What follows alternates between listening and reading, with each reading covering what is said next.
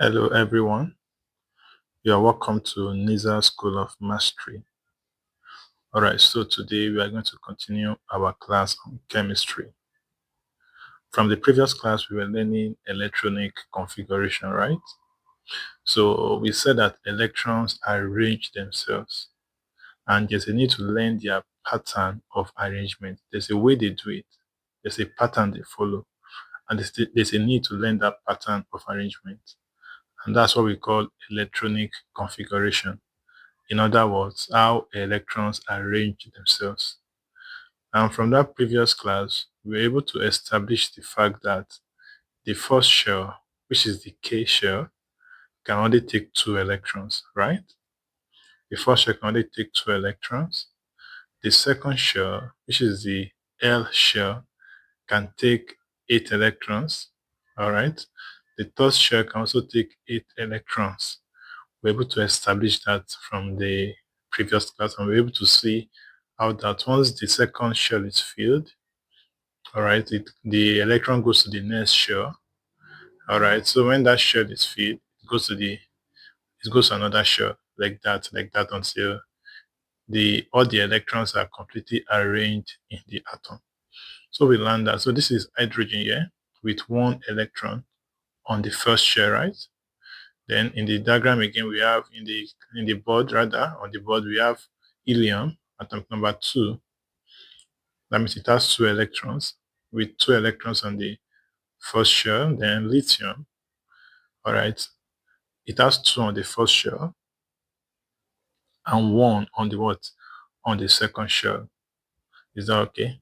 So now, how do I write this in shorter forms? If I'm told to write out the electronic configuration of atoms, will I have to be writing and drawing these diagrams all the time? So there should be a shorter form to go about it. Is that okay? So let's learn it. So for hydrogen number 1 with 1 electron, so this is it here. So 1 electron arrange itself, right? So we can say 1 electron on the first shell. For helium, there are 2 electrons on the first shell, right? So we can say 2. So for lithium, there are 2 electrons on the first shell and 1 electron on the what? On the second shell. So that's 2 electrons on the first shell, comma 1 electron on the second shell. So this is a better way to write it. All right. So another one, this is neon. So we can say neon now. We have 2 electrons on the first shell, comma 8 electrons on the second shell. All right, this is a better way to write it. All right, so for sodium, sodium has 2 electrons on the first shell, 8 electrons on the second shell, 1 electron on the third shell. Are you getting that now? 2 on the first shell, 8 on the second shell, 1 on the third shell. All right, let's continue. So this is potassium. So let's write the electronic configuration of what? Of potassium. So we have 2 electrons on the first shell, comma 8 electrons on the second shell, comma 8 electrons on the third shell, comma 1 electron on the fourth shell. Do we get that? That's good. That's good. So this is a shorter way to write electronic configuration. This is a shorter way to write it instead of drawing these big diagrams. So for example, if I tell you to write the electronic configuration of an atom with 15 electrons, it has 15 electrons, okay? An atom that has 15 electrons, so how we write it? So this 15, that means there will be 2 on the first shell. The first you can only take 2, right? Yeah, so remaining what? Remaining 13. 8 on the second shell, is that correct? 8 on the second shell, remaining how many? Remaining 5. Then 5 on the what? On the third shell. So this is a better way to write electronic configuration, a simpler way to write it. Is that okay? Good. So now, what you see now on your board is the electronic configuration of the first 20 elements. That's it there. The electronic configuration of the first 20 elements. So you can see hydrogen, 1 electron on the first shell. That's it there. Helium, followed by helium, right?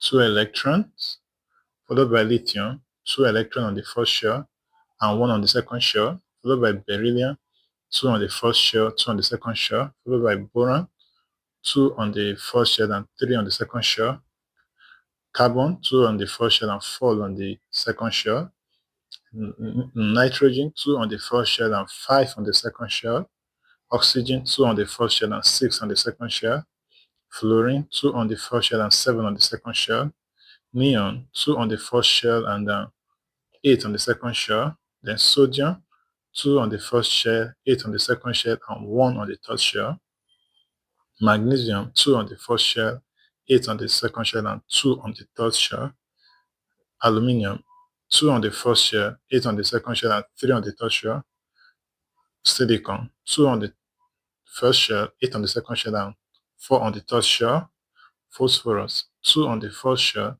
8 on the second shell, and 5 on the third shell, sulfur, 2 on the first shell, 8 on the second shell, and 6 on the third shell, chlorine, 2 on the first shell, 8 on the second shell, and 7 on the third shell, argon, 2 on the first shell, 8 on the second shell, and 3 on the third shell, 8 on the third shell. So don't forget, your third shell can only take 8, right? Just like your second shell. So the next one, 2 on the first shell, 8 on the second shell, 8 on the third shell. So the next electron will have to move to the next shell, right? That's 281, and calcium, 2 on the first shell, 8 on the second shell, 8 on the third shell, and 2 on the what? On the fourth shell. So this is the electronic configuration of the first 20 elements. Is that okay now? So quickly, let's move to another concept. Now, elements are divided into groups and periods. Groups and periods. So let's read together, everybody. We are here. Good. Elements are divided into 2 major categories, namely group and period. Are you seeing that? So now, elements are divided into 2 major categories. What do we call categories? Like in your school, when they say, let's divide you into categories, maybe white house and blue house, something like that, okay? Into categories. We call that categories groups, and we call them periods. So the question is, how do you know the group that a particular element will fall to? How do you know the group? How do you know the period? So now there are 8 groups in chemistry. All right, for your level, for the first 20 elements, there are 8 groups, and there are 4 periods. So, and we want to divide these 20 elements into groups and into periods. The question is, how do you know the group? Now, to know the group, what you will consider, let's treat together. Number 1, group is determined by the number of electrons in the outermost shell. Group is determined by the number of electrons in the outermost shell. What do I mean by outermost shell? Okay. Outermost shell is the last shell. What did I say? The last shell. Now look at this, for example. This hydrogen. All right. So what is the outermost shell here? Hydrogen has 1 shell here. Is that okay? Good. Helium too here has 1 shell. Now look at lithium. This one. Let's look at lithium together. Lithium has 2 shells. The K shell and what? And the L shell. Are we together? So the L shell is the outermost, the one outside, the last shell. So this is the outermost shell here, the last one there. Are you seeing that now? Another one, for example, look at sodium. Let's look at sodium, for example. This is sodium here. That's sodium. So sodium has this shell. That's the K shell here. This shell here. It has this shell here also. The L shell, and it has this shell here too also. The M shell. So sodium has 3 shells altogether. So which one is the last shell? Which one is the outermost shell there? The last one here. That's the M shell. That's the outermost. So there are three shells, but here is the last one. Are you getting that now? That's what we call the outermost shell. Now, take a look at this also. Now, take a look at this. Potassium. All right. So, how many shells does potassium has? It has four, right? One, two, three, four. So, which one is the outermost shell? This last one. That's the outermost shell. The shell on the last shell, the one that is outside. So now, if you want to know the group that an element will fall, you will now go to that particular outermost shell, that particular one. Then you count how many electrons are on that last one. How many electrons are on that last one? So take a look at potassium, for example. So where is the outermost shell? This is it, right? This last one here. That's the outermost shell. So how many electrons are there? Just one. So this is it, one. Can you see it here? One. So that means potassium is in group one. It's in group one. How did I know that? Because there's just one electron on its outermost shell. Good. Take a look at neon. This is neon, yeah? That's neon. Atomic number 10. So neon has how many shells? It has two shells, right? Shell number one and shell number what? Number two. Now, how many electrons are on the last? So where is the last shell? This is the last shell, yeah? The last one, yeah. So how many electrons are on the last shell? That's eight, right? Eight electrons. So that means neon is in group eight. All right. This is here, the last shell, group eight. I take a look at sodium. Sodium has how many shells? It has three shells. Let's use this one for example. Two on the first shell, eight on the second shell, one on the last shell. So that means sodium is in group what? Is in group one. How did I know? Because there's just one electron on the what? On the last shell. So that on the last shell. So this is it, yeah. So take a look at another one. Let's look at lithium, for example. That's lithium. Lithium has two shells. So it's in group one. Why? Because there's just one electron on the last shell. One electron. So take a look at it. Two electrons on the first shell. This is the first shell. Two electrons. This is the second shell. How many electrons? One. So it's in group one. Are you getting that now? So what about helium? This is helium here. Helium is in group two. How did I know? Because helium has just only one shell. It has just only one shell, and the shell is in what? The shell has two electrons. It has only one shell, so it has the outermost shell because it's just one shell, and there are two electrons on that one shell. So it's in group two. Now look at helium. I'm sorry, hydrogen here. Hydrogen has only one shell too, and there's just one electron on that one shell. So that means hydrogen also is in group one. I guess that now. So that's how to know the group. You look at the outermost shell and you count the number of electrons on that last shell. That is the group of that particular element. So quickly, let's consider for others. Now, looking at this table. Now, hydrogen, this hydrogen here. Hydrogen is in group what? It's in group one. Is that correct? What about helium? Number two. That means helium is in what? It's in group two. What about lithium? Lithium is in what? It's in group one. How did I know it's in group one? Because there's just one electron on the outermost shell. What about nitrogen? Nitrogen is in what? It's in group eight, right? Yeah. Oh, sorry. Nitrogen is in group five. Sorry, because there are five electrons on the outermost shell. Do you get that now? It's in group five. Good. What about oxygen? What about let's say oxygen?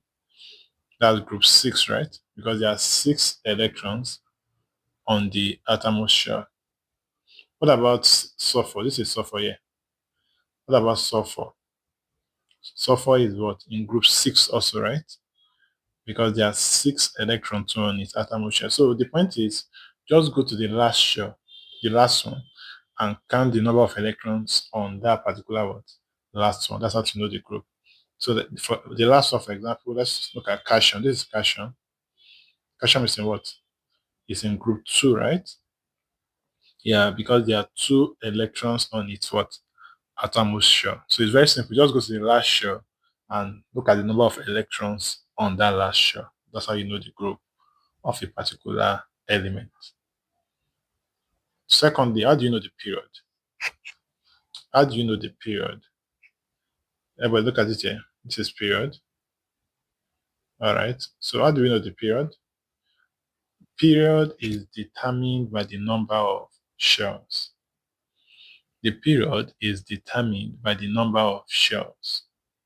That's how you know the period. So if you want to know the period of an element, you will count the number of shells. So note that there's a difference between groups and period. There's a difference. All right. So let me show you how to know a period. Period is known by the number of what? Number of shells. Now look at neon, for example. This is neon. How many shells are in neon? Neon has 2 shells. Shell number 1, shell number what? 2. So there are 2 electrons on the first shell and 8 electrons on the second shell. So there are 2 shells, 2 electrons on the first shell and 8 electrons on the second shell. Please don't confuse it. Number of shells is different from number of electrons on the shell. It's like I have 2 rooms and there are 2 persons in the first room and 8 persons in the second room. So how many rooms in total? 2 rooms. How many are in the second room? 8 people. How many are in the first room? 2 people. So the same thing here. Don't mix up the number of shells. So the number of shells here means the number of rooms. Okay. So the first room, how many electrons? 2 electrons. The second room, how many electrons? 8 electrons. So to know the group, you go to the last shell and you count the number of electrons on that last shell. But to know the period is the number of shells, like the number of rooms. So how many rooms are there? 2 rooms. All right. So how many shells are in neon? 2 shells. Shell number 1 and shell number 2. So that means neon is in what? It's in period 2 because it has 2 shells. What about sodium? This is sodium. How many shells are in sodium? 3. All right. There are 3 shells. 2 on the first shell, 8 on the second shell, 1 on the third shell. So there are 3 shells in total in sodium. Are you getting that now? Wonderful. So good. I love that. All right. So this is potassium. How many shells? 4 shells. Are you seeing that now? It has 4 shells. So it's in period 4. 2 on the first shell, 8 on the second shell, 8 on the third shell, and 1 on the fourth shell. So it's in group 1. How do I know it's in group 1? Because it has 1 electron in its last shell. It's in group 1 and it's in period 4. So how do I know it's in period 4? Because it has 4 shells in total. Number 1, number 2, number 3, and number 4. It has 4 shells in total. So it's in period 4. So that's how you know the group and you know the period of your what? Of your elements. All right. So lastly, we move to the periodic table. We move to the periodic what? To the periodic table. Now, how do you know the period? How do we know the period? How do you know the periodic table? We need to work. So the periodic table is a table of groups and periods. All right. So I will do this for you here. So 1. So you have group 1, group 2, group 3, group 4, group 5, group 6, group 7, group 8. Again, we have period 1, period 2, period 3, and what? And period 4. Is that okay? So which element is in group 1, period 1? That's hydrogen, right? You write it there. That's what? Hydrogen, group 1, period 1. So followed by next one, helium. Helium is in group 2. I'm sure you are checking your notes. I'm saying out of this from the electronic configuration. So helium is in group 2, period 1. Yeah, right? Group 2, period 1. But we don't write it there. I will tell you why in the next class. We don't write it there. All right. We write it here, helium. I will tell you the reason in the next class. All right. So followed by what? Lithium. Lithium is in group 1 and it has 2 shells, period 2. Are you seeing that? Followed by what? Beryllium, group 2, period 2. Followed by what? Boron, group 3, period 2. Then carbon, group 4, period 2. Are you following? Then nitrogen, group 5, period 2. Then oxygen, group 6, period 2. Then fluorine, group 7, period 2. Then neon, group 8, period 2. Then we come here, sodium, okay, group 1, period 2. What do we have again? We have magnesium, sorry, group 2, period 3.